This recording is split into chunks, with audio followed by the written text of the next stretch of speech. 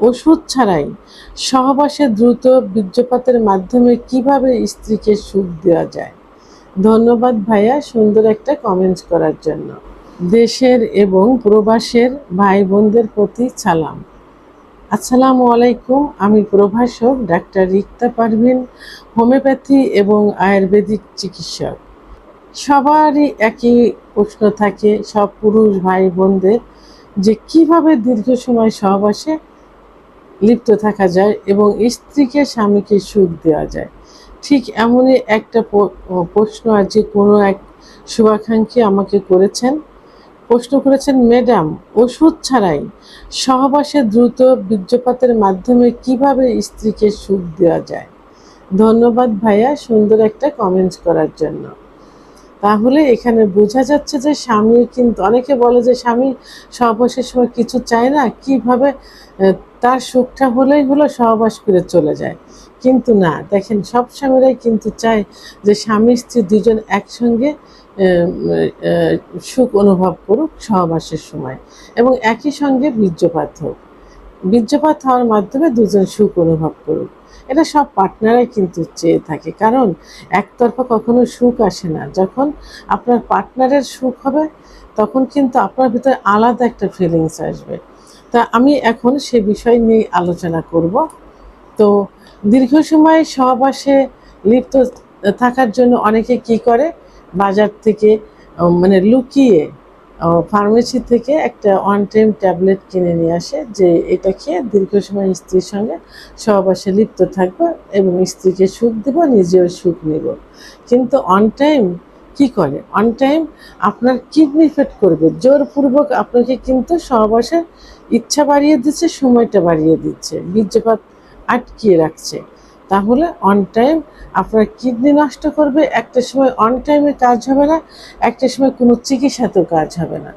সেহেতু on time ব্যবহার করা যাবে না। এর পরিবর্তে কিছু পদ্ধতি আছে, কিছু নিয়ম আছে।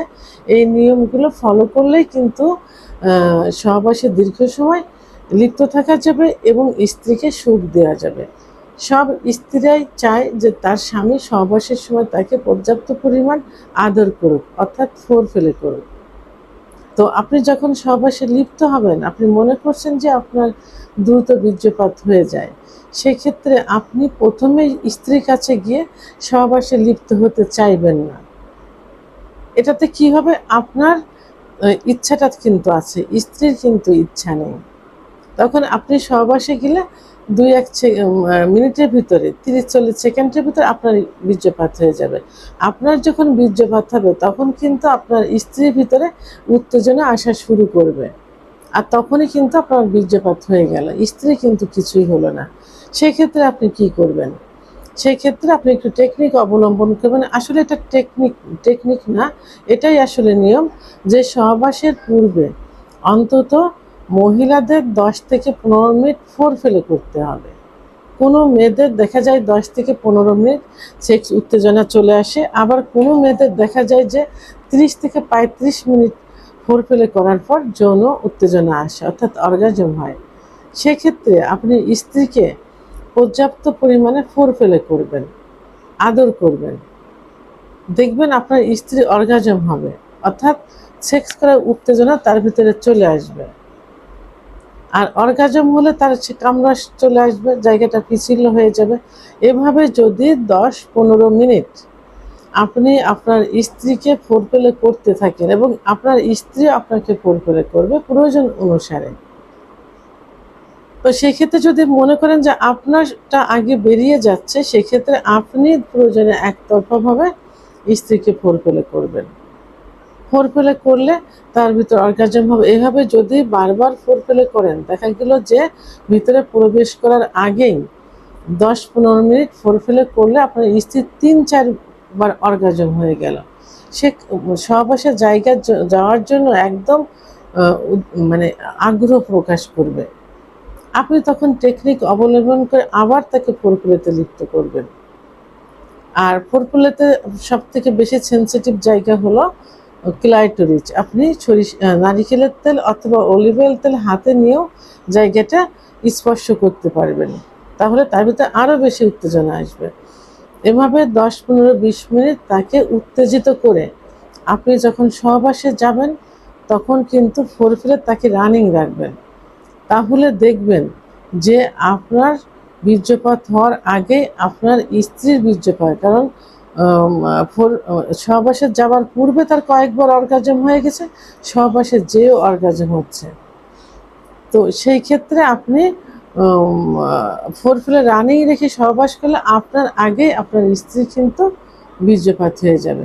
তাহলে এখানে আপনি ফোরফিলে সহ ভিতরে ইন করা সহ একটু সময় নিয়ে স্ত্রীকে সুখ দিতে পারছেন এবং আপনিও লাস্টে যে বীর্যপাত করতে পারছেন, আপনিও সুখ পাচ্ছেন, আপনার স্বামী, আপনার স্ত্রী ফোরফিলের সময় অর্গাজম সহ এবং ভিতরে প্রবেশ করানোর পর বীর্যপাত সহ সেও সুখ পাচ্ছে।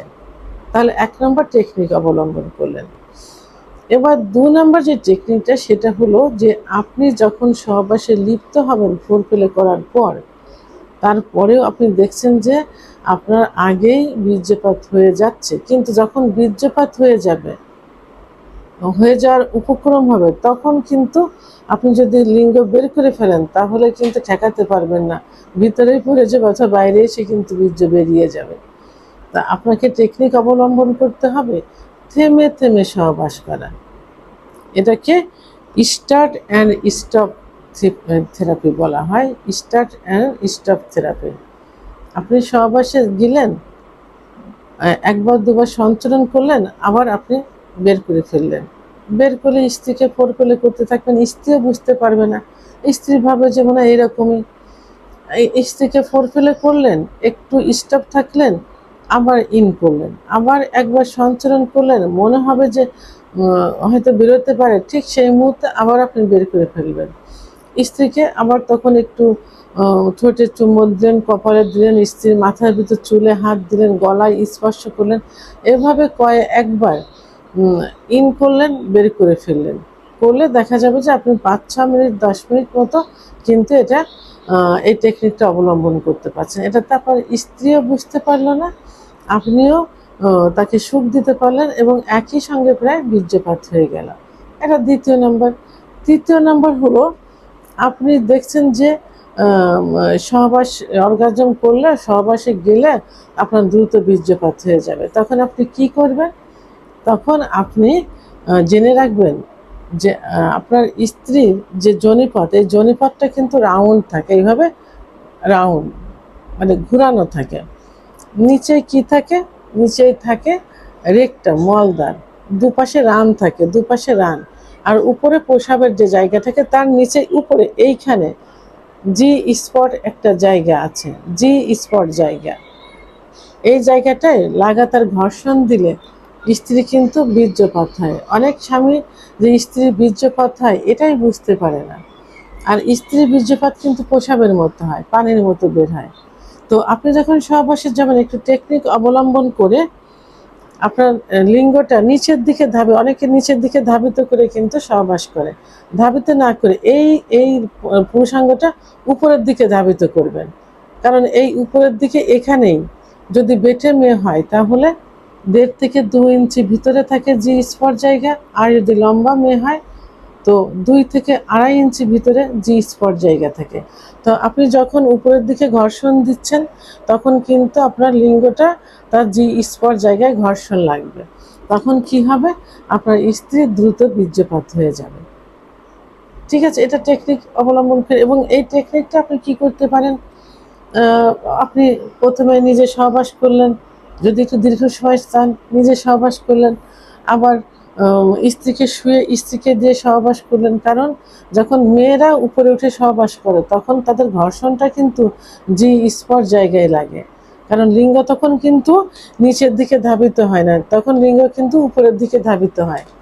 তাহলে কি হলো, আপনার স্ত্রীকে উপরে দিয়ে আপনি সহবাস করতে পারেন, আবার আপনি নিচে থেকে স্ত্রীকে নিচে রেখে যদি সহবাস করেন তাহলে লিঙ্গটা উপরের দিকে ধাবিত করবেন, তাহলে কিন্তু আপনার স্ত্রী সুখ অনুভব করলো। 4 নম্বর যেটা আছে সেটা হলো স্কুইজ টেকনিক অর্থাৎ থেরাপি। স্কুইজ থেরাপি সেটা কি? যখন আপনি দেখছেন যে আপনার বীর্যপাত হয়ে যাচ্ছে, হয়ে যাওয়ার উপক্রম, তখন আপনি সঙ্গে সঙ্গে কি করবেন, আপনার লিঙ্গটাকে বের করে ফেলবেন। বের করে ফেললে আপনার স্ত্রীকে আগে থেকে আপনি এই টেকনিকটা অবলম্বন করাবেন। আপনার স্ত্রী সঙ্গে সঙ্গে আপনার পুরুষাঙ্গের যে ফোর স্কিন যে জায়গাটা থেকে, অর্থাৎ যেখানে মুসলমানের দেওয়া হয়, মুসলিমদের, তার উপরে ঠিক এইভাবে চেপে ধরবে। দুইটা আঙুল দিয়ে, উপরে দুইটা আঙুল, নিচে একটা আঙুল দিয়ে এইভাবে চেপে ধরবে। তখন কি হবে, তার যে বীর্যটা উপরে উঠে যাবে।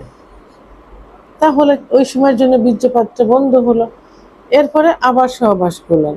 আবার যদি সেরকম হয় তাহলে আবার বের করলেন, আবার আপনার স্ত্রী এইভাবে চেপে দিল হাত দিয়ে, তখন আবার বীর্যটা উপরে উঠে গেল। এইভাবে কয়েকবার 5-6 মিনিট, যাদের একেবারেই সমস্যা বেশি, যাদের সমস্যা নেই, তারাও যদি আরেকটু সুখ পেতে চান তারাও এই টেকনিক অবলম্বন করতে পারেন।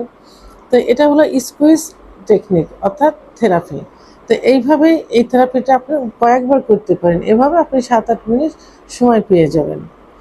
আর এই যে এই টেকনিকগুলো কিন্তু হুবহু দেশের বাইরে, বিশেষ করে এশিয়া মহাদেশে কিন্তু এগুলো কিন্তু অবলম্বন করে থাকে। তো তাহলে সহবাসের দীর্ঘ সময় লিপ্ত থেকে স্ত্রীকে সুখ দেওয়ার যে 4টি টেকনিক আমি বললাম, এগুলো আপনারা ফলো করতে পারেন। এবং বিভিন্ন ইউটিউব চ্যানেল আপনারা সার্চ দিয়েও দেখতে পারেন যে এই টেকনিকগুলো পাশ্চাত্য অনেক দেশেই কিন্তু অবলম্বন করে থাকে। এই জন্য অন টাইম ওষুধের কোনো প্রয়োজন নেই। যদি যৌন অক্ষমতা হয়ে থাকে তাহলে অবশ্যই সরাসরি আপনারা চিকিৎসা নেবেন। আর চিকিৎসা নেওয়ার আগে যে সমস্যাটা হয়ে থাকে সেটা মোকাবেলা করার জন্য, ফেস করার জন্য আপনারা অন টাইম ওষুধের পরিবর্তে এই 4টা টেকনিক অবলম্বন করতে পারেন। ভিডিওটি সম্পর্কে যদি কোনো মতামত থেকে থাকে অবশ্যই কমেন্টের মাধ্যমে জানাবেন। আর ভিডিওটি ভালো লাগলে লাইক, কমেন্ট, সাবস্ক্রাইব করে আমার সঙ্গে থাকুন। আল্লাহ হাফেজ।